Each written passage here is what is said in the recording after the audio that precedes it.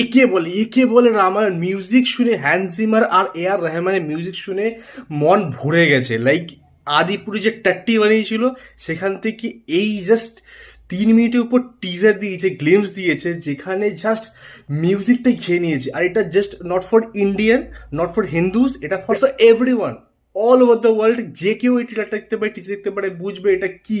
আর ইন্ডিয়ায় like Indian ভগবানদের, Hindu ভগবানদের এত ভালো রিপ্রেজেন্টেশন আর থিঙ্ক এর আগে কখনো করা হয়েছে। গ্রিক মাইথোলজিস্ট গড তাকে সেইভাবে বেরোন করতে অনেকবার দেখেছি হলিউডে, বাট ইন্ডিয়ায় হিন্দুদের মাইথোলজির, হিন্দুর যে trinity gods, like creator Brahma, the protector Vishnu, আর শিবা দ্য ডিস্ট্রয়ার, তিনজনকে ট্রিনিটি যেভাবে দেখিয়েছে, স্টার্টিংটা যেভাবে করেছি, একটা এপিক কিছু হতে চলেছে।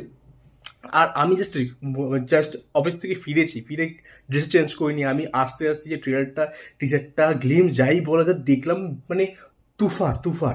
তার সঙ্গে ছোট্ট মনে হচ্ছিল 3 মিনিটের টিজার, তার সঙ্গে একটু তো দেখতে পাবো আমরা রণবীরকে বা আমরা ইয়াশকে, কিচ্ছু পেলাম না। 2 মিনিট 40 সেকেন্ড 30 সেকেন্ড হয়ে গেছে।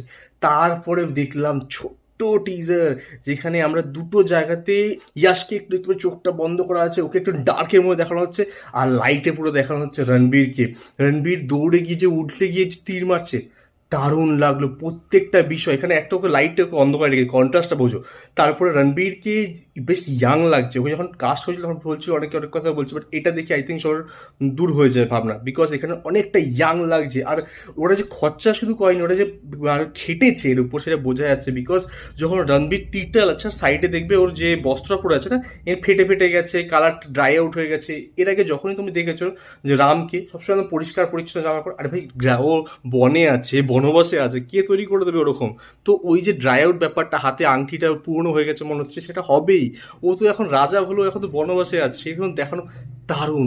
ভিজুয়াল দেখে বোঝা যাচ্ছে যে ভিজুয়ালটা ওটা বাইরে যে ভিজুয়ালের কাজ হচ্ছে, বাট ভালো লাগছে। তার সঙ্গে একটা বড় কথা, এখানে যে ভিজুয়াল এফেক্টের কোম্পানি কাজ করছে, সেটা 8খানা একাডেমি অ্যাওয়ার্ড পেয়েছে, ইনক্লুডিং ডুন মুভির জন্য, ঠিক আছে?